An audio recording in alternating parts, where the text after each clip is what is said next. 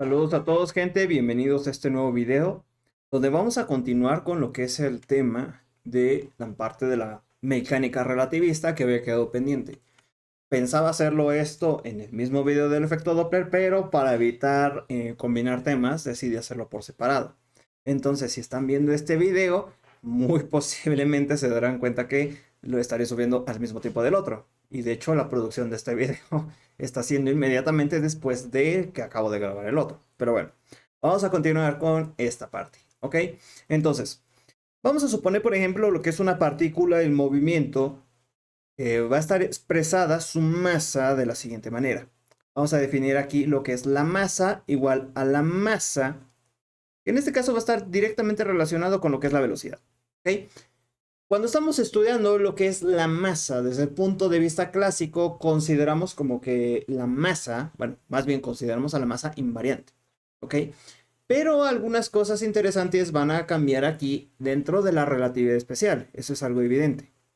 Ahora, vamos a considerar un experimento clásico muy sencillo que seguramente ya conocen de la mecánica clásica, que en este caso sería la colisión de dos partículas.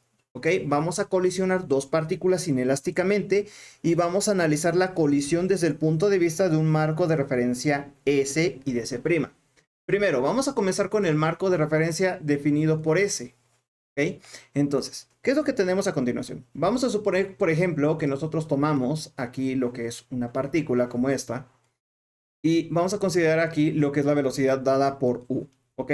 La masa está dependiendo directamente de esta velocidad que tiene acá. Y vamos a suponer que nosotros tenemos otra partícula, ponerla de este lado, más pequeña, que se acorda al tamaño de lo que tenemos acá, que vamos a definir como m sub 0.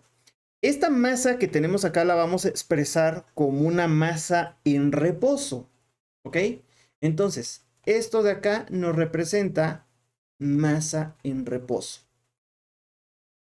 ¿Por qué? Porque la partícula pues ni siquiera se está moviendo, ¿ok? Entonces, esto que tenemos aquí sería antes de la colisión.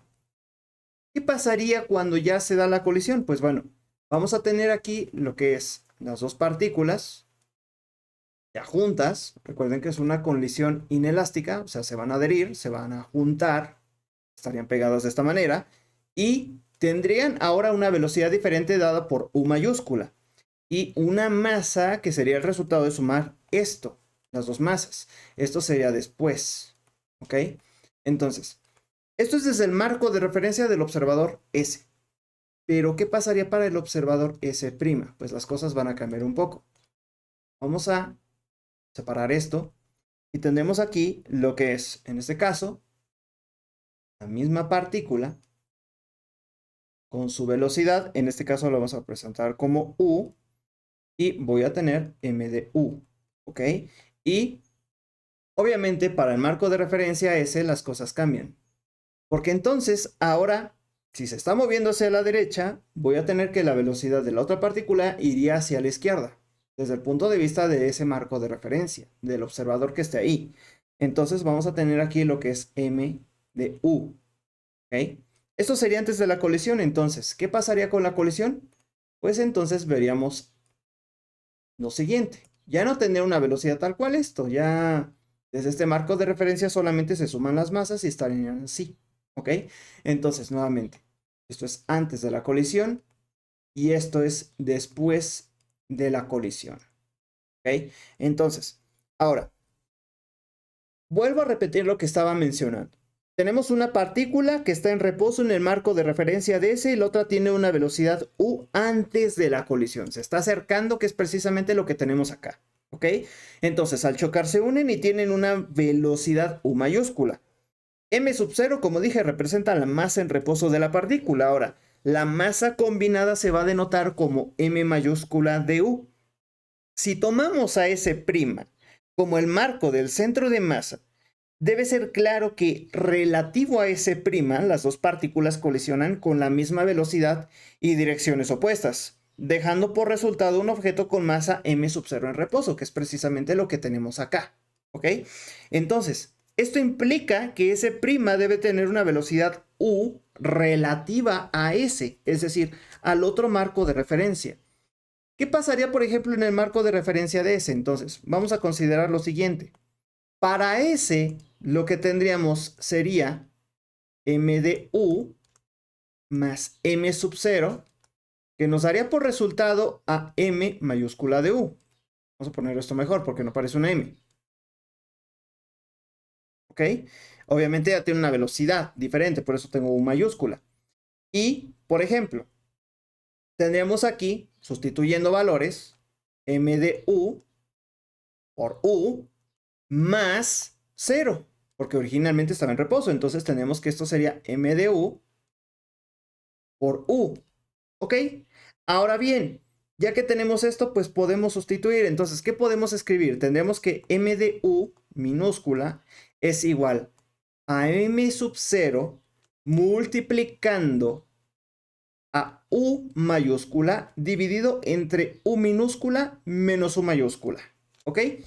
Entonces, ahora, usando lo que es la composición de velocidades, podemos combinar las dos velocidades y la velocidad resultante debe ser idéntica con la velocidad u en s.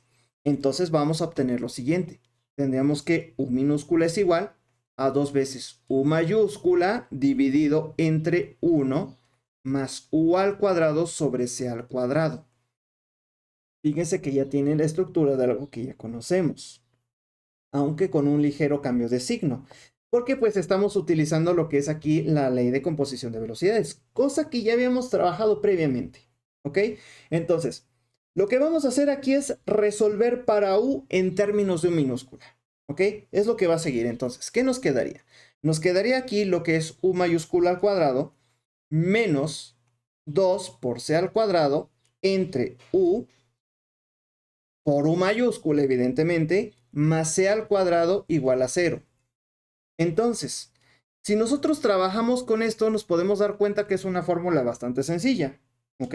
De hecho, estamos trabajando con la general. Vale, entonces, ¿cómo quedaría esto? Vamos a ponernos en esta parte para poder continuar.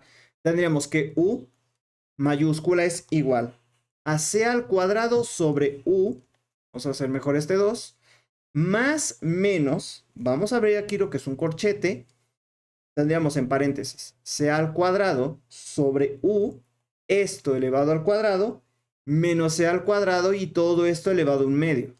¿Ok? Ahora, podemos factorizar lo que es este término de c al cuadrado. ¿Cómo nos quedaría? Sería c al cuadrado sobre u minúscula multiplicando a 1 más menos 1 menos u al cuadrado entre c al cuadrado y esto elevado a un medio. Es un poco de álgebra lo que estamos haciendo, solamente estoy factorizando términos, ¿ok? Para que no haya alguna pregunta. Dense cuenta que aquí tenemos todo lo que son estas expresiones, entonces es bastante evidente. Ahora bien, vamos a considerar aquí algo muy importante. En este caso, el límite cuando u tiende a 0. ¿Ok? Entonces, ¿qué es lo que va a pasar? Vamos a tomar lo que es el signo negativo de la expresión. ¿Ok? Entonces, vamos a obtener aquí que el valor de la masa de U será igual a un factor que vamos a llamar gamma multiplicando a m sub 0. ¿Ok? ¿Y qué significa este factor de gamma que tenemos acá? Seguramente ya sabrán qué es. ¿Ok? Lo voy a poner a continuación. Sería en este caso gamma, que depende de U, que va a ser igual a 1 menos u al cuadrado entre c al cuadrado y esto elevado a un medio. ¿Ok? Es una expresión similar a lo que es el factor de Lorentz que habíamos trabajado, aunque obviamente no lo es. ¿Ok? Entonces, ahora, ¿qué pasaría, por ejemplo, con esto si nosotros lo analizamos gráficamente? A medida, por ejemplo, que nosotros representamos la masa, podemos darnos cuenta que hay una variación en algunas cosas. Por ejemplo, voy a tomar aquí lo que es la masa, que depende precisamente de esa velocidad, y lo que es la velocidad u, ¿ok? Y vamos a identificar aquí una velocidad límite, que sabemos que es la velocidad límite que está en el universo, que es la velocidad de la luz, para cualquier partícula con masa. Entonces, vamos a partir desde el reposo, porque pues tenemos una masa en reposo. A medida que esto va aumentando su velocidad, de esta manera, ¿qué va a pasar con esto? Esto también va a aumentar, ¿ok? Entonces, va a llegar un punto en que pues evidentemente este límite ya no lo va a sobrepasar, ¿ok? No restringe. Pero para saber por qué restringe, tenemos que analizar en este caso la parte de la energía relativista, ¿ok? Entonces, ¿qué es lo que vamos a considerar ahora? Vamos a analizar esa parte. Y es aquí donde evidentemente se van algunas ideas de viajar muy rápido como la luz, ¿ok? Vamos a destrozar todas esas fantasías de la infancia de muchos. Bueno, lo que vamos a hacer aquí es expandir la expresión relativista de la masa, ¿ok? Entonces, ¿qué es lo que pasaría aquí a continuación? Vamos a tener aquí lo que es m de u nuevamente, que es igual a gamma por m sub 0, donde esto lo podemos escribir como m sub 0, vamos a ponerlo acá, por 1 menos u al cuadrado entre c al cuadrado. Y esto elevado a un medio. Dense cuenta de algo curioso que de hecho no mencioné previamente. ¿Qué pasaría si, por ejemplo, esta velocidad de u igual a la de la luz? Tendremos que quedaría aquí en esta expresión 1 menos 1 elevado a un medio. ¿Ok? Entonces, tengo u igual a c al cuadrado entre c al cuadrado sería 1. 1 menos 1 es 0, entonces, ¿la masa es 0?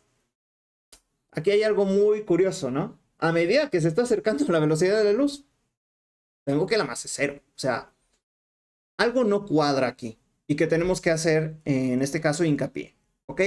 Ahora, lo que vamos a hacer aquí es considerar que esta expresión, de hecho aquí me acabo de dar cuenta que me equivoqué, es menos un medio. ¿Ok? Ahorita vamos a hacer esa pequeña modificación que tenemos ahí. ¿Ok? De hecho, aquí también en esta parte me faltó ponerlo. Qué bueno que me doy cuenta. ¿Ok? Una disculpa, también soy humano. Ahora bien, analizando esto, pues, ¿qué tenemos aquí? Tenemos que esto es 1 menos 1 y nos da 0. Pero esta expresión, ¿qué pasa? O sea, tengo m sub 0 dividido entre 0. O sea, que la masa tiende a infinito. No puede ser posible que la masa tienda a infinito. Eso es algo que físicamente no tiene sentido. ¿Ok? Entonces, aquí es donde surge esa restricción que muchas veces nos cuentan, pero que muy pocas veces entendemos. ¿Ok? Para ello, como dije, vamos a analizar la parte de la energía, porque obviamente acá hay algo oculto. ¿Ok? Entonces, ya tengo esta expresión que está aquí. ¿Qué es lo que vamos a hacer a continuación? Vamos a considerar, por ejemplo, lo que es una velocidad u muy pequeña comparada con c. ¿Ok? Tendríamos, en este caso, lo que es m0. Voy a considerar dicha velocidad mucho más pequeña que c, como lo estaba definiendo. Y tenemos que esto sería igual a m sub 0, vamos a expandir, más 1 sobre c al cuadrado.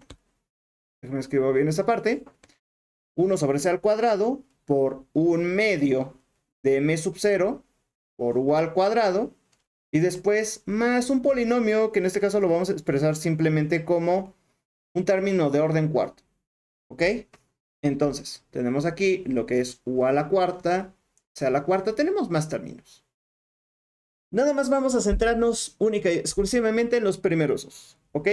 El término final permanece para todos los términos de orden u entre c elevado a la cuarta y superior, ¿ok?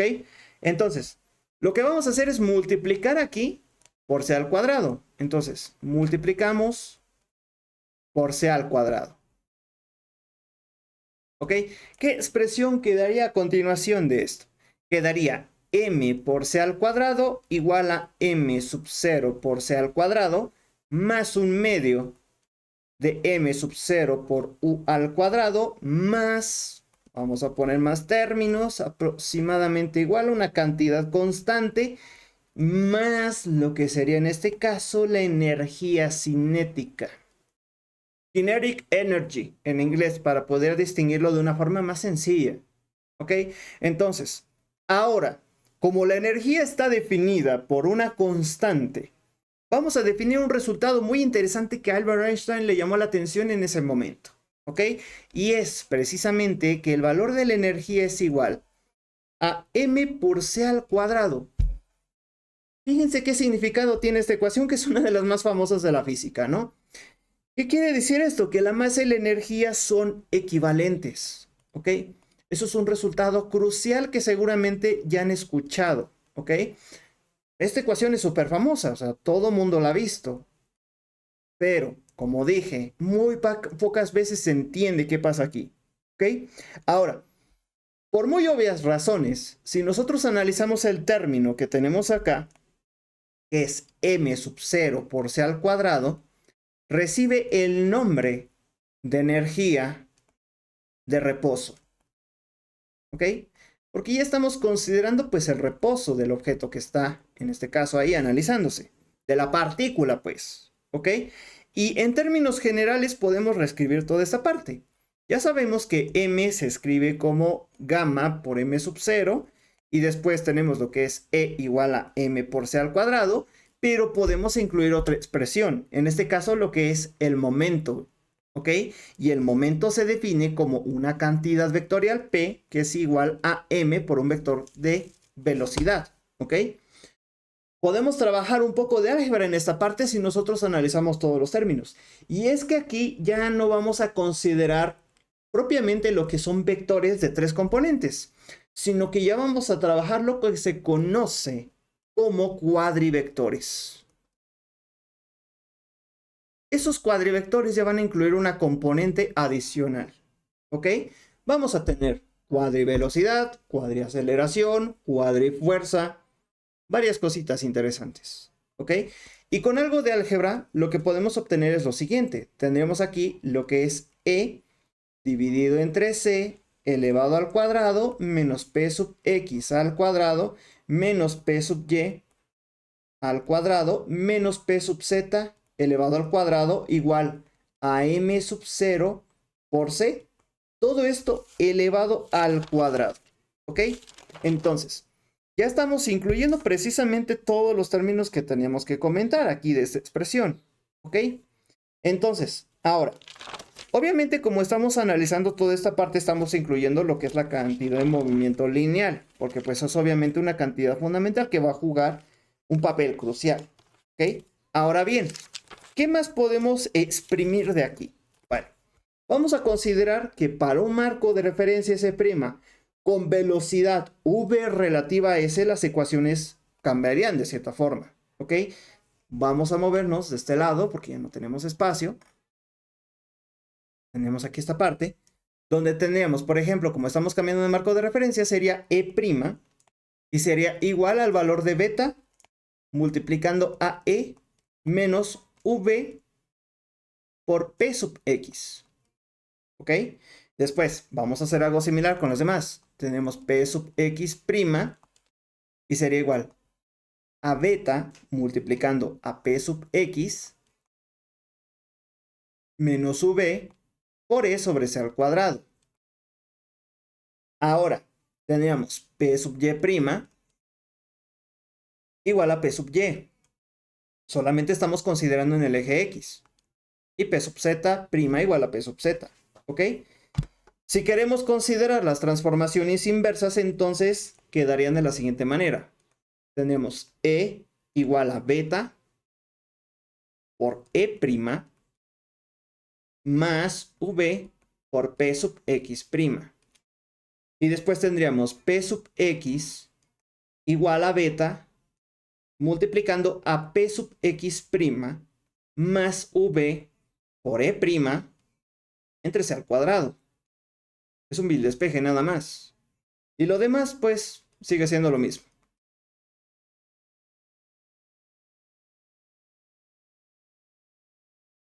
Ok, muy bien. Entonces, si tomamos a S' como el marco de reposo instantáneo de la partícula, entonces vamos a tener que P' sería igual a 0. Tenemos que E' sería igual a E sub 0. Es decir, tenemos esto. P' igual a 0. E' igual a E sub 0, donde sabemos que esta energía en reposo es igual a M sub 0 por C al cuadrado. ¿Ok? Repito, esto es tomando el marco de referencia S' como el marco de reposo instantáneo. ¿Ok?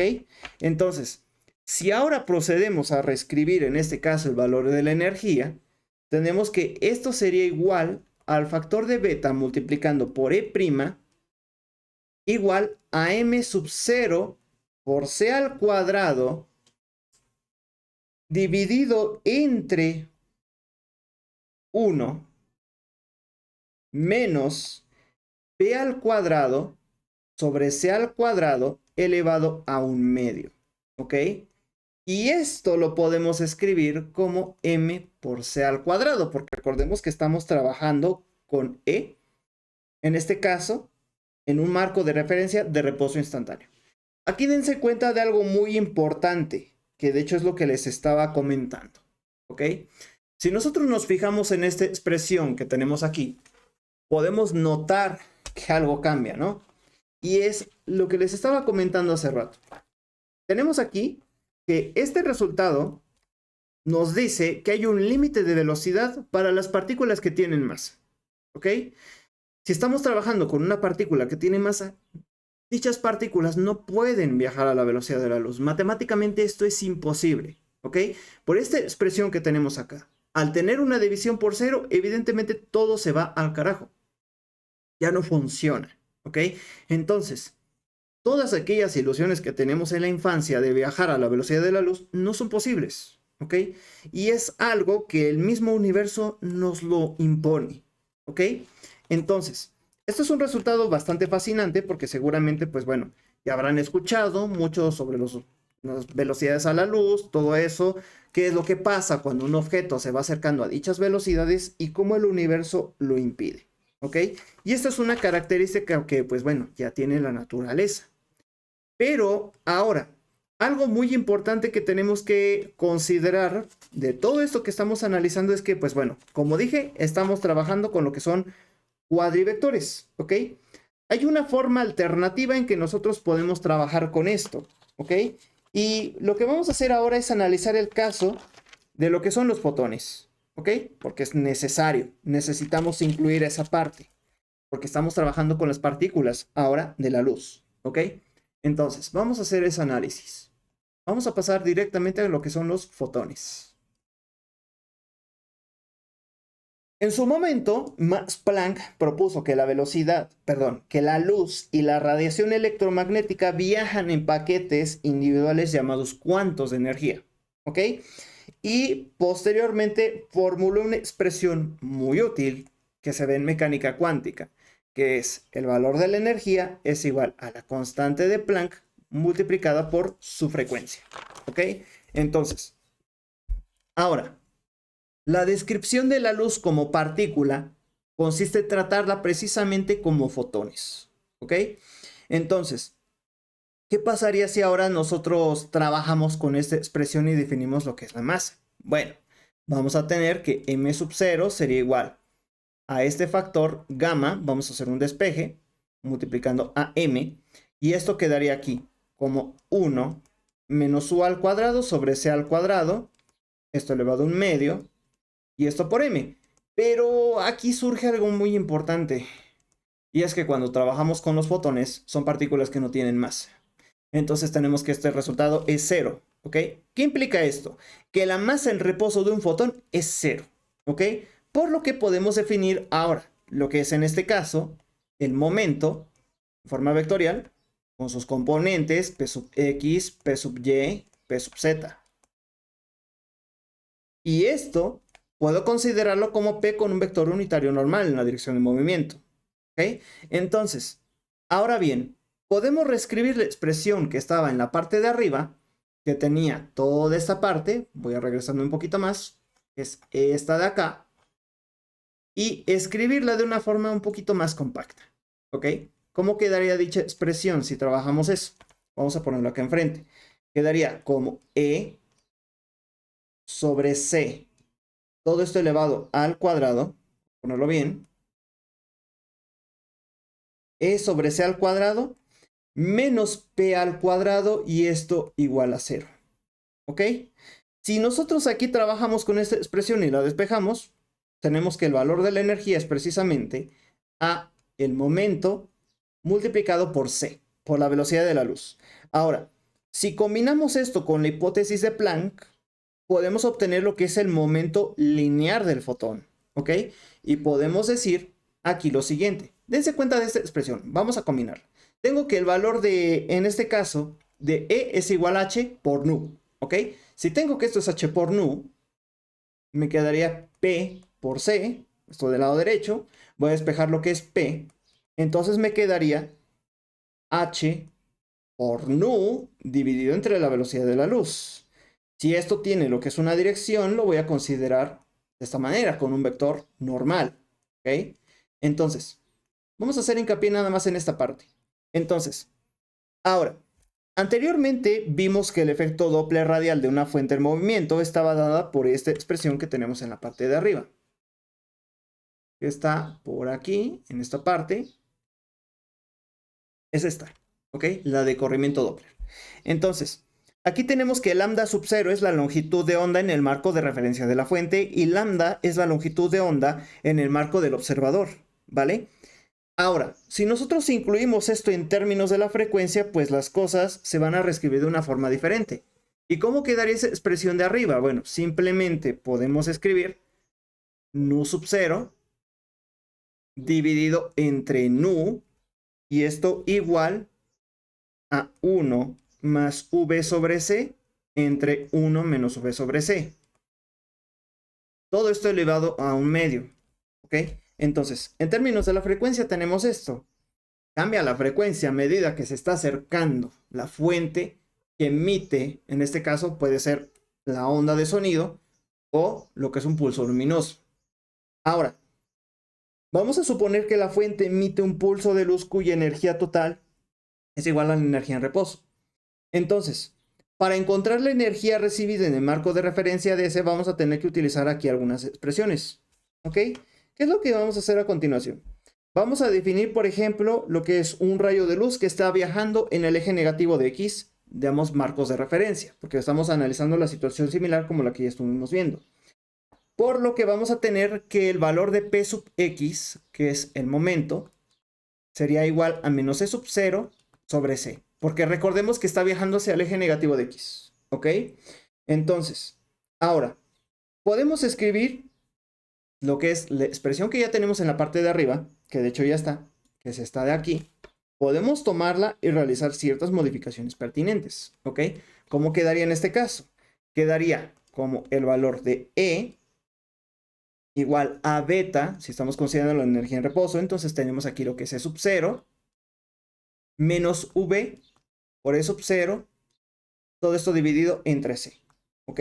Entonces, ahora, reescribiendo el término que corresponde a beta, tenemos E sub 0, si factorizamos E sub 0 también, porque lo podemos factorizar, es un factor común, tenemos 1 menos V sobre C, y esto dividido entre 1 menos V al cuadrado sobre C al cuadrado, y esto elevado a un medio.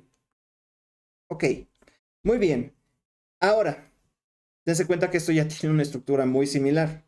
¿Ok? ¿Qué es lo que podemos hacer? Podemos redefinirlo. ¿Ok? Tenemos entonces que esto sería igual a E sub 0.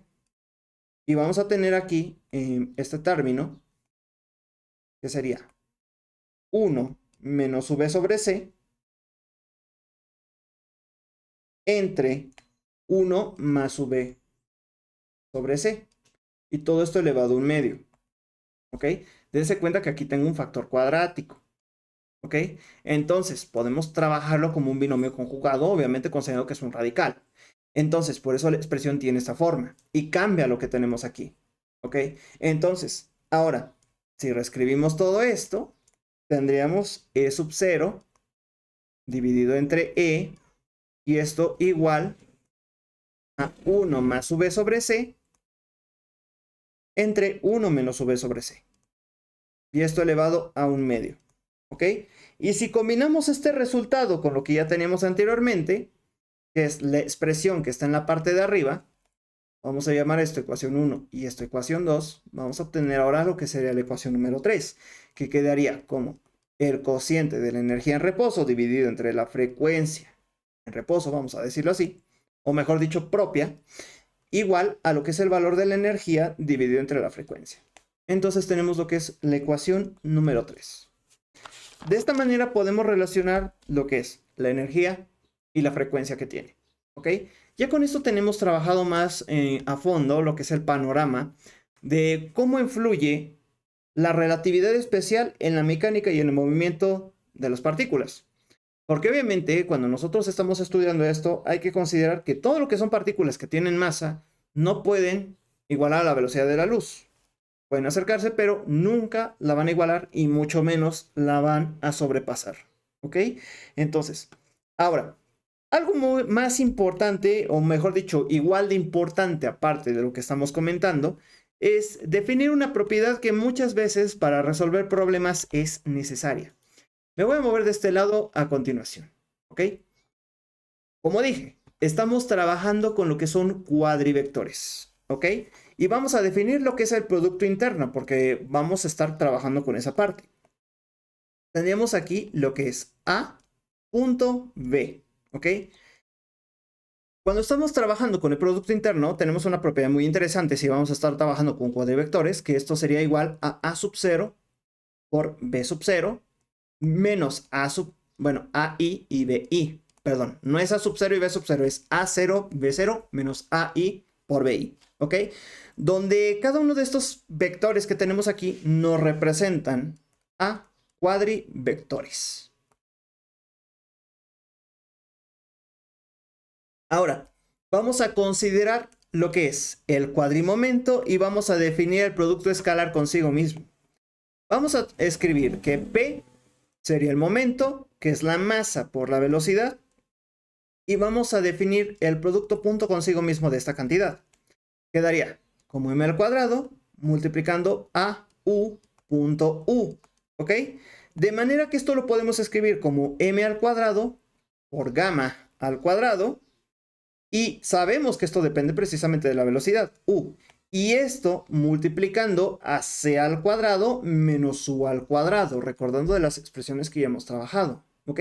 Básicamente estoy trabajando con la expresión que está en la parte de arriba de color blanco, ¿ok?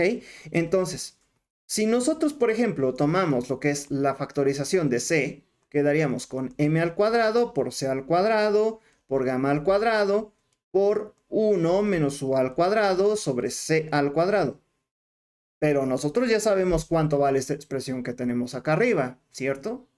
Entonces, esto se reduce a m al cuadrado por c al cuadrado. Recordemos cuánto vale gamma.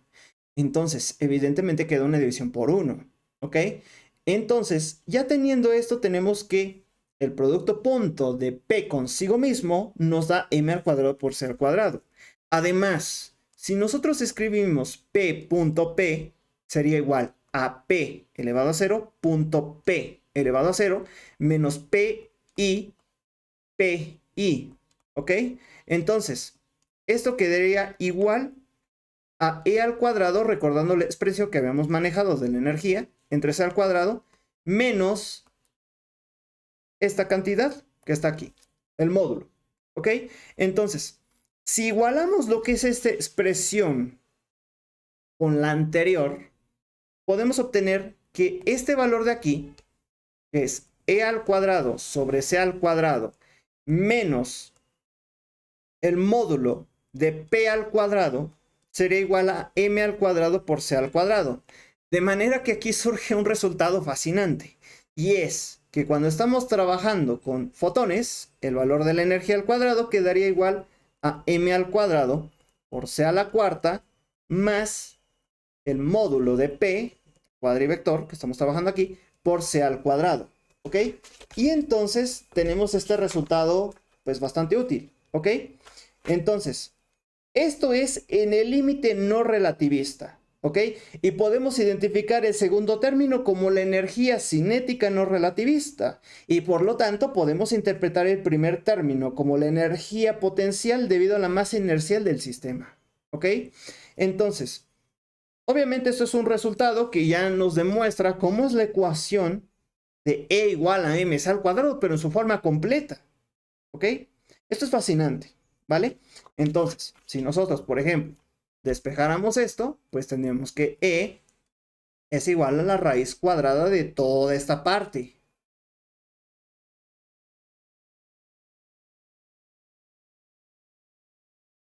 Y si nosotros trabajamos con partículas que no sean fotones, pues la cosa cambia. Tenemos esto. Tenemos lo que es m al cuadrado, c a la cuarta, Le aplicamos raíz aquí y sale el famoso resultado que ya conocemos de toda la vida. ¿Ok? Entonces, este resultado, como dije, es muy interesante y se identifica como la relación que tenemos de energía-momento para partículas en movimiento. ¿Ok? Entonces, aquí podemos distinguir lo que son tres límites importantes. Voy a quitar esto a continuación porque no lo necesito. Vamos a poner esto en un recuadro porque es una expresión importante. Ya saben cómo manejo las cosas aquí. Todo lo que tiene recuadros es importante. De hecho, me faltó poner recuadros aquí en esta parte, en lo que es el corrimiento Doppler. Evidentemente también hay que ponerlo en la ecuación que está acá abajo y esta de acá, ¿ok? Pero me emocioné un poco y se me pasó poner, ¿ok? Entonces, vamos a tomar esta expresión. Vamos a encerrar esta expresión que está aquí también, porque pues es importante. Ponerla aquí. Lo que es el corrimiento Doppler, que es precisamente lo que estaba definiendo en el video anterior. Y lo que es esta expresión que está aquí, ¿ok? Entonces, tenemos esto también, es importante. Y lo que es esta expresión, o estas dos expresiones que también están aquí, también son importantes, ¿ok? Se van a dar cuenta que todo lo que son resultados importantes siempre los voy a poner en recuadros, ¿ok? Entonces, con esta expresión ya tenemos un resultado, como dije, bastante fascinante, ¿ok? Y como dije, tenemos tres casos. El límite, cuando está en reposo, por ejemplo, vamos a ponerlo aquí de este lado. Cuando el módulo de P, de este vector, es igual a 0. Déjame lo pongo un poquito más adelante porque no quedó muy apretado. El límite ultrarrelativista es cuando esto es mucho mayor a m por c. Y el límite no relativista, cuando el módulo de P es mucho menor a m por c. ¿Ok? Entonces, como dije, para una partícula en reposo, trabajamos precisamente con esta expresión que está aquí. Nada más con E igual a m por c al cuadrado. ¿Ok? Y en el límite ultrarrelativista trabajamos con esta expresión. ¿Ok? Entonces, voy a hacer hincapié en mencionar eso porque a veces se nos puede pasar ese detalle. Vamos a ponerlo aquí. ¿Ok? Esta ecuación, como dije, es en el límite ultrarrelativista. ¿Ok? Y por ejemplo, para un límite ultrarrelativista, se trabajaría con E igual a P por C. ¿Ok? Porque obviamente, ¿qué fue lo que dije anteriormente? Que las partículas con masa no pueden llegar a la velocidad de la luz. Y mucho menos van a sobrepasarla.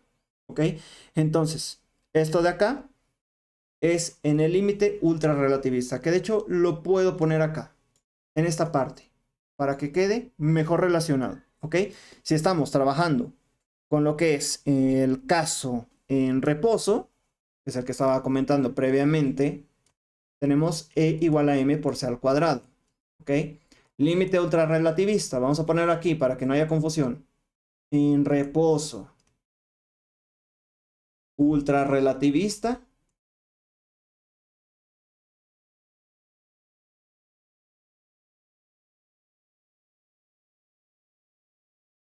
Y pues también tenemos lo que es el límite no relativista. Lo voy a poner aquí. Que sería E igual a m por c al cuadrado. Vamos a aplicar aquí lo que es una raíz. 1 más p al cuadrado entre m al cuadrado c al cuadrado. ¿Ok? Es una bifactorización nada más lo que estoy haciendo.